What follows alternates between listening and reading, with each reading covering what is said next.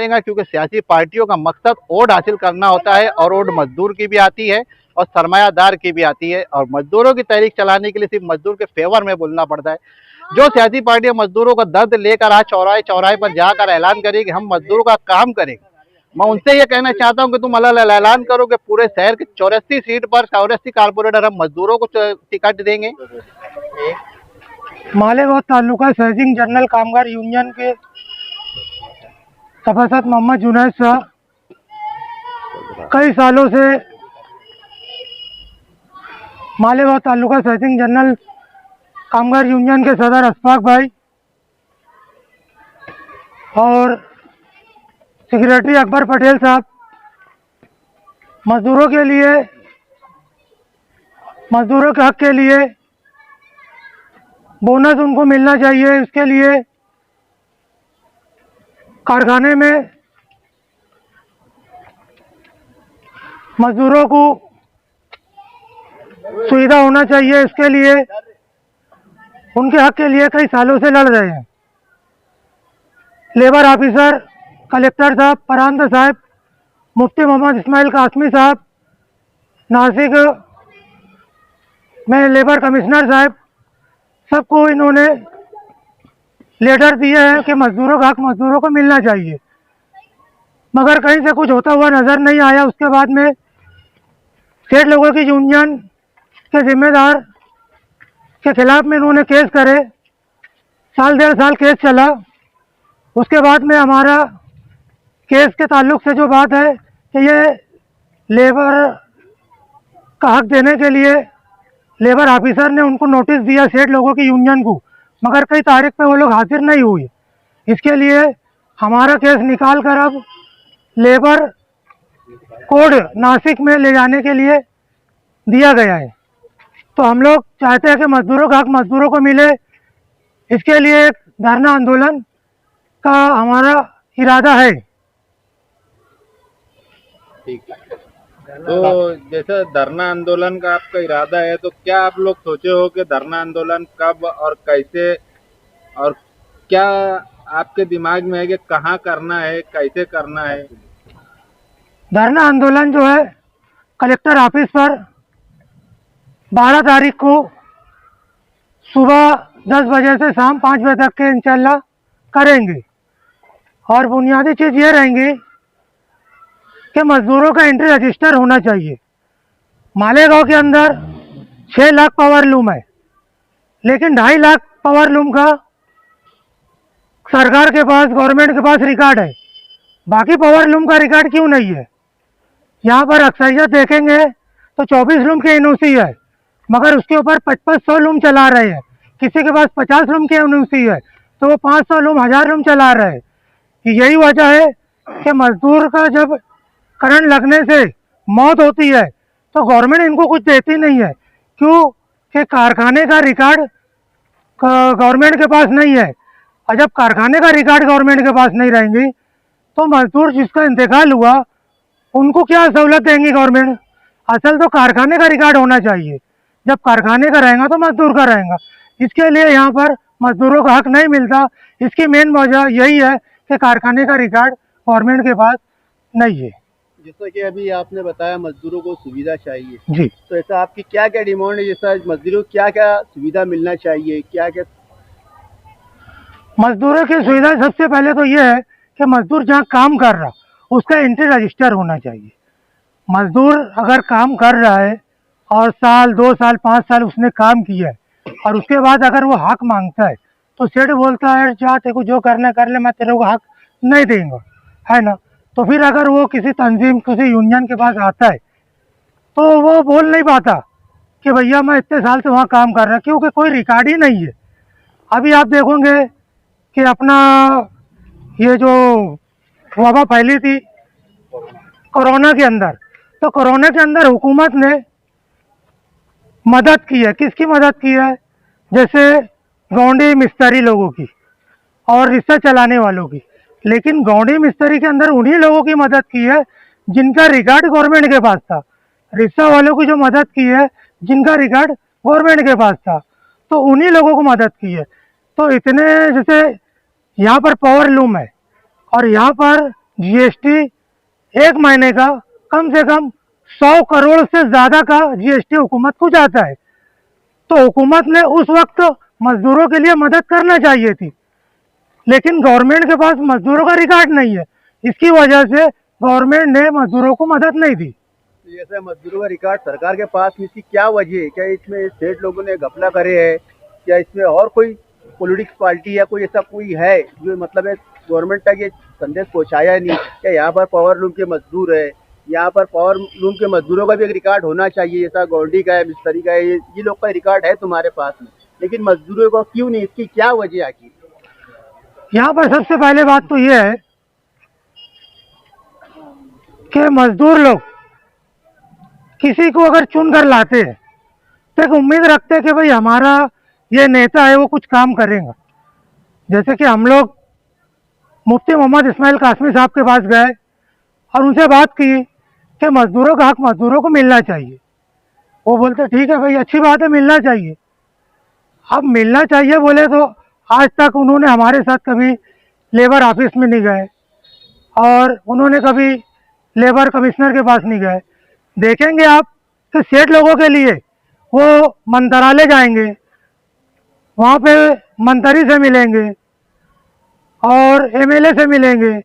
जिसका जैसा काम रहेगा वो उनसे सेठ लोगों को मिला करके उनसे काम करते। लेकिन यहाँ पर जो है 70 से 80% जो ओट उनको मिलती है मजदूरों की, मजदूरों के लिए आज तक उन्होंने क्या किया? तो पहले जिम्मेदारी तो हमारे यहाँ के मौजूदा एमएलए की है कि एमएलए तो सिर्फ सेठ लोगों का नहीं है, गरीबों का भी है।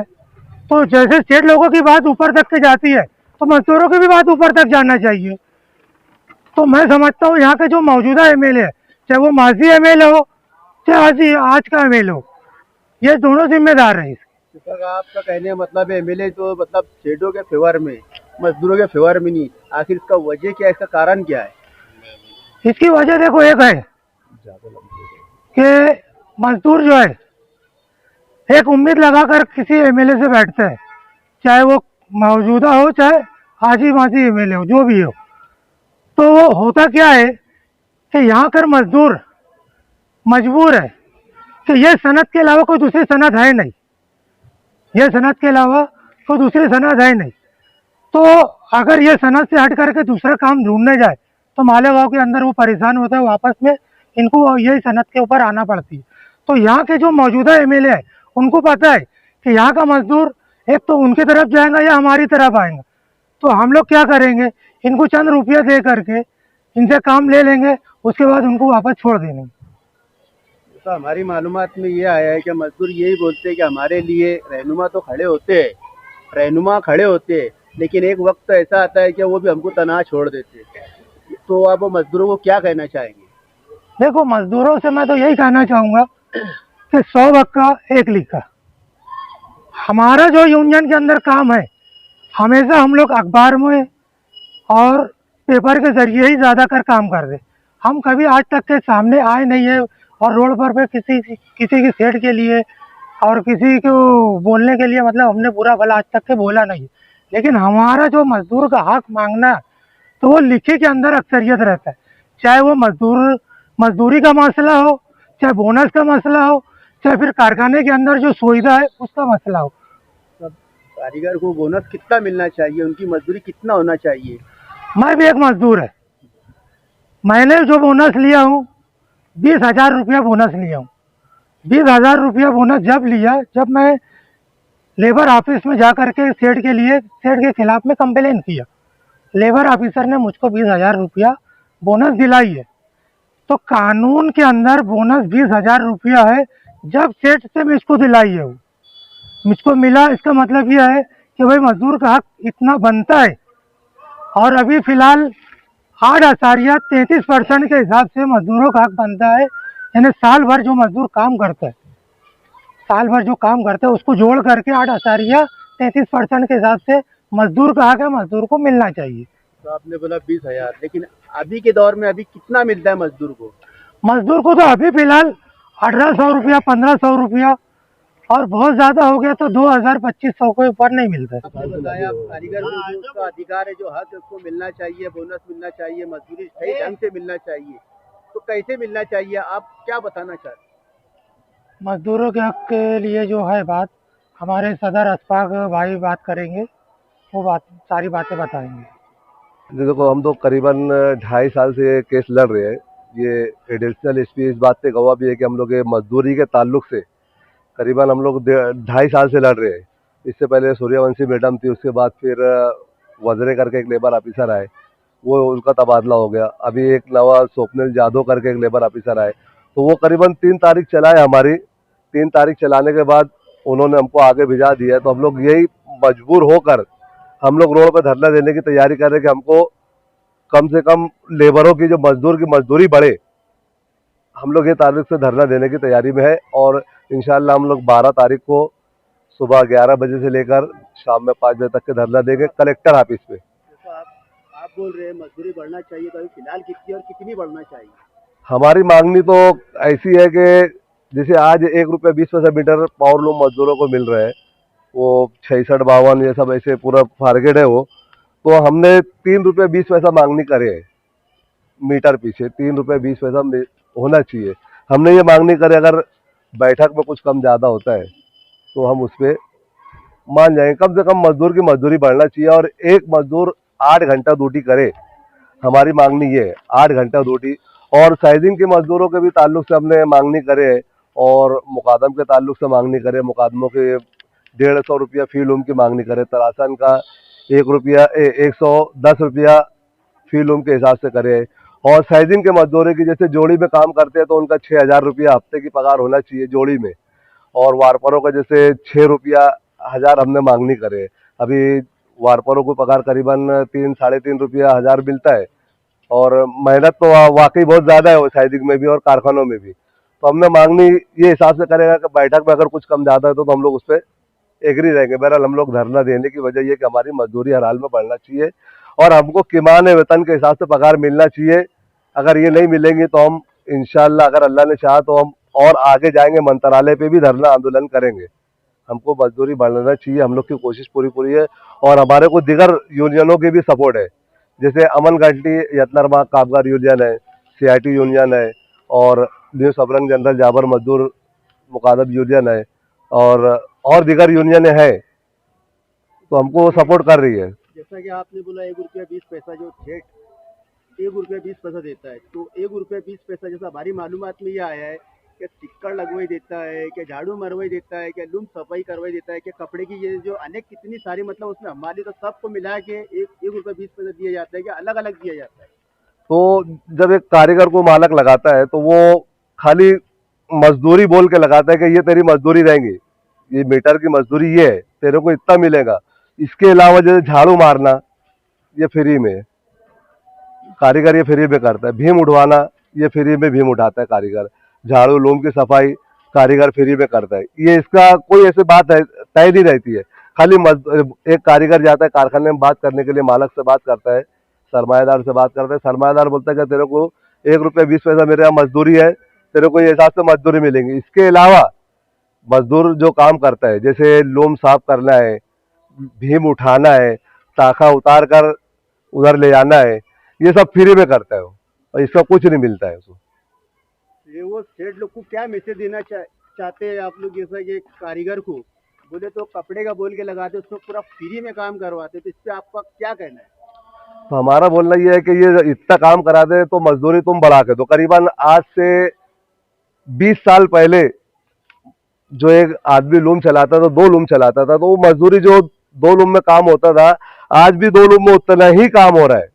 2 लूम में उतना ही काम हो रहा है। मजदूरी आज से 20 साल के पहले जो बड़ी थी, आज भी वही मजदूरी है। खाली बड़ी है तो मजदूर की मेहनत मेहनत बड़ी है।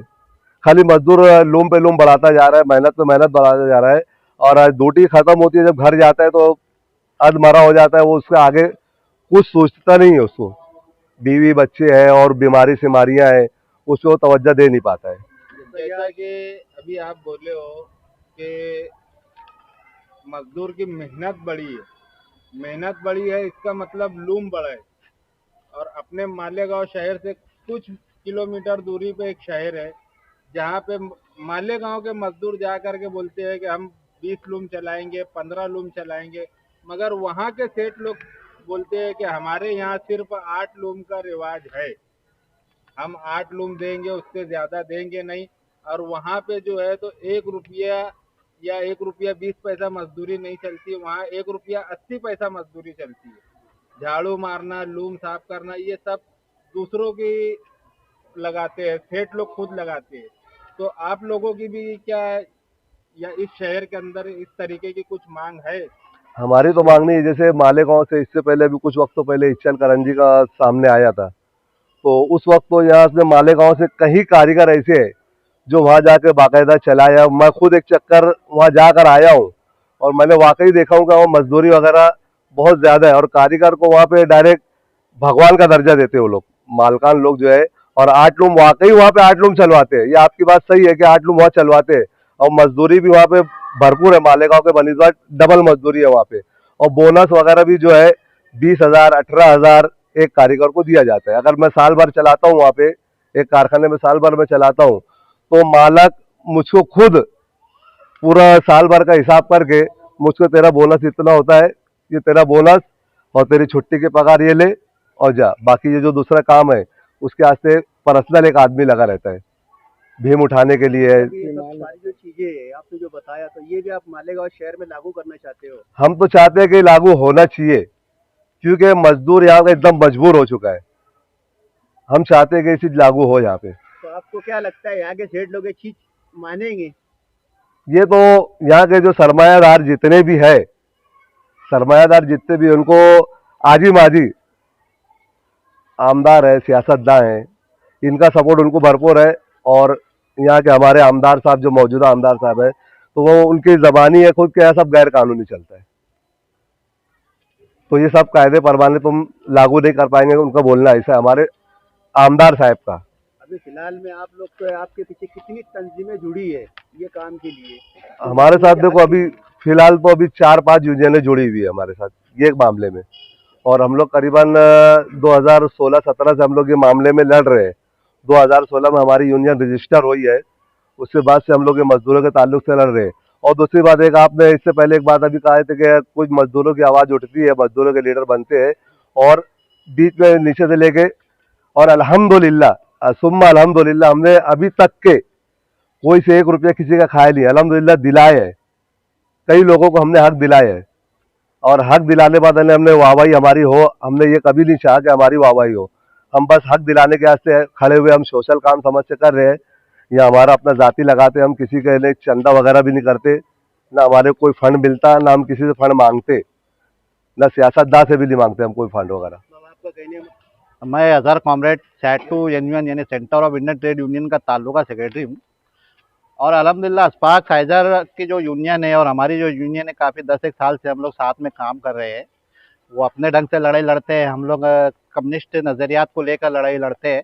लेकिन मैंने देखा है कि अस्पाक साइजर हमेशा गैर सियासी लड़ाई लड़ते हैं। इसलिए मुझे नासिक से जो हमारे अपर अधिकारी, उन्होंने भी बोला कि अस्पाक साइजर का जो आंदोलन है उसको सपोर्ट करना चाहिए और उसको कामयाब करने के लिए पूरा जोर लगाना चाहिए। तो यहाँ से जो एक हफ्ता है मजदूरों के गैर सियासी आंदोलन के लिए, तो सैटू यूनियन उसकी भरपूर तायद करती है और हिमायत देती है। और इंशाल्लाह हमारे जो सभासद मेंबर है, हम उनको लेकर आंदोलन को कामयाब करने की कोशिश करेंगे।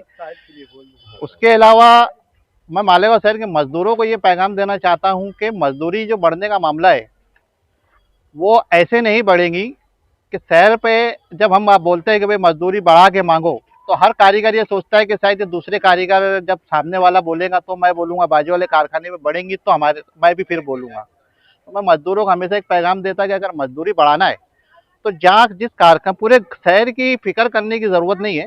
आप जिस कारखाने में काम कर रहे हो वहाँ के काम करने वाले, चाहे वहाँ 4 मजदूर हो या 40 मजदूर हो, आप उन मजदूरों को का जहन बनाओ अपने कारखाने के अंदर और वो कारखाने के मजदूरों को एक जोड़कर मजदूर यूनियन से जोड़ो। और वो कारखाना अगर मजदूर हमारे पास आओ, हम सेठ को एक लेटर देंगे कि भाई आपके यहाँ मजदूरी कम है, केमान वेतन या महाराष्ट्र लेबर एक्ट के तहत मजदूरी नहीं है। हम उनको लेटर देंगे कि हमारे पास कंप्लेन आई है। अगर वो लेबर ऑफिसर के लेटर पर और हमारे यूनियन के लेटर पर मजदूरी नहीं बढ़ाता है तो कानूनी तौर पर हम उसका कारखाना आंदोलन के तौर पर हड़ताल करके बंद कर सकते हैं। और मैं ये बताना चाहता हूँ कि सरमायादार जब कारखाना बंद कराते हैं, आज बंद कराने वाले खुद बंद है, लेकिन जब सरमायादार बंद कराते हैं तो हर किसी का बंद होता है ना, तो उस वक्त सेठ के कुछ टेंशन नहीं रहता कि भाई बाजू वाले का भी बंद है, मेरा भी बंद है। लेकिन चालू कारखाने में जब सरमाया एक कारखाना बंद होगा, यानी अगर मेरा खुद का कारखाना बंद है और बाजू में चालू है, तो मेरे दिल पे वो पूछेगा और मैं जाकर बोलूंगा। प्लस जो सेठ लोग के तंजीम है वो भी जाकर उसको प्रेशर डालती है कि भाई तेरे यहाँ आंदोलन अगर लंबा चला तो और शहर में बढ़ेगा, तू जल्दी से मजदूरी बढ़ा। और इसकी एक मिसाल सोनगांव फाटे पे लॉकडाउन में हमने दे चुके पान वाले के वहाँ, जब वहाँ पर हमने आंदोलन किए तो फट से वहाँ के सरमायादारों के जो तंजीम के नुमाइंदे, कंपाउंड वाले बोलो, डेग वाले बोलो, ये लोग ने आकर उसके पान वाले के ऊपर प्रेशर डाला कि भाई तू मजदूरी को बढ़ाओ, नहीं तो ये आंदोलन शहर भर में बढ़ेगा। ये मिसाल है। दूसरी बात ये है कि हमको पगार जो है केमान वेतन से 8 घंटे के लिए 8 लूम की 24,000 रुपया पगार चाहिए। मजदूरी जो भी अगर सरमायादार दे रहा है तो हमें ये देखना है कि 30 दिन की मजदूरी 24,000 रुपया 8 घंटे में 8 लूम पर ड्यूटी करके बनती है क्या? अगर नहीं बनती तो मैं मजदूरों से ये पैगाम देना चाहता हूँ कि इलेक्शन के पीरियड में आप चाहे जिसे वोट देना चाहते हैं दो, हमें तो कोई बोलना नहीं है, लेकिन मजदूरों के काम करने के लिए कोई भी सियासी पार्टी, चाहे वो शेख आसिफ की इस्लाम पार्टी हो, मुफ्ती इस्माइल की MIM हो, या मुस्तकिम डिग्निटी की समाजवादी, या जो दिगर आगे जो भी पार्टियां आएंगी, या कांग्रेस एजाज बेग की कांग्रेस पार्टी हो, मैं नाम लेकर लीडर के नाम और पार्टी के नाम के साथ बोल रहा हूँ, या अभी मजदूरों का दर्द लेकर जो मैदान में राष्ट्रवादी पार्टी आई है, वो कोई भी आपका मजदूरों का काम नहीं करेगा, क्योंकि सियासी पार्टियों का मकसद वोट हासिल करना होता है, और वोट मजदूर की भी आती है और सरमायादार की भी आती है, और मजदूरों की तहरीक चलाने के लिए सिर्फ मजदूर के फेवर में बोलना पड़ता है। जो सियासी पार्टियां मजदूरों का दर्द लेकर आज चौराहे चौराहे पर जाकर ऐलान करेगी कि हम मजदूरों का काम करेंगे, मैं उनसे ये कहना चाहता हूं कि तुम अलग ऐलान करो कि पूरे शहर के 84 सीट पर 84 कारपोरेटर हम मजदूरों को टिकट देंगे, और किसी सरमायादार के खिलाफ तहरीक तुम बोलते हो ना कि हम माइती लगाएंगे, पेपर वर्क पर माइती लगाकर तुम पता होगा तुम वाकई में तुम मजदूरों का दर्द रखते हो, तो सिर्फ माइक में चिल्लाकर मजदूरों की हमदर्दी हासिल करके उनका शोषण मत करो। पहले ही मजदूर बहुत टूटा हुआ है। तो मैं उन लोगों से भी ये कहना चाहता हूँ जो सियासी पार्टियां मजदूरों का दर्द रख रही है और शासन कर रही है, कि मजदूर कम से कम मजदूरों को सियासत से छोड़कर अपनी दुकान चाहे जहाँ लगाना है लगाओ, लेकिन मजदूरों को छोड़ दो। आखिरी में एक बार फिर मैं कहना चाहूँगा कि अशफाक साइजर की जो मालेगांव ताल्लुका जनरल कामगार साइजिंग मजदूर यूनियन है, उसको साइटो यूनियन की भरपूर हिमायत है। और मजदूरों से भी मैं बोलना चाहता हूँ कि वो ज़्यादा तादाद में यहाँ आकर आंदोलन को कामयाब करे, क्योंकि ये गैर सियासी और मजदूर प्लेटफॉर्म से होने वाला आंदोलन है। 12 तारीख को जुमा का दिन है, यानी आज से ठीक 8 दिन के बाद एडिशनल कलेक्टर ऑफिस के बाहर ये धरना होगा, सुबह 11 बजे से लेकर शाम में 6 बजे तक। और आप मजदूरों की ये जवाबदारी है, क्योंकि हमारा तो काम है मंडप लगाकर वहाँ बैठना, लेकिन हुकूमत को ये बात पहुँचाना कि ये लोग जो मैसेज लेकर आए हैं, जो डिमांड लेकर आए हैं, ये इनकी अपनी नहीं है, बल्कि शहर के मजदूरों भी इस पे हिमायत देते हैं। और काफ़ी बड़ी तादाद में यहाँ मजदूर जो है मजलूम है और अत्याचार का शिकार हो रहा है, तो हमें कुछ ना कुछ करना चाहिए। और शैडो यूनियन की एक तहरीक कल्याणकारी मंडल को भी लेकर है। 1 अगस्त को हमने आज़ाद मैदान में आंदोलन भी करा था, कल्याणकारी मंडल को लेकर भी हमारी तहरीक आगे जारी रहेगी, ताकि मजदूर को जिस तरह से बांधकाम मजदूरों को फ़ायदा मिला है, वैसा पावलू मजदूरों को भी हुकूमत की कल्याणकारी मंडल से फ़ायदा मिले। 12 तारीख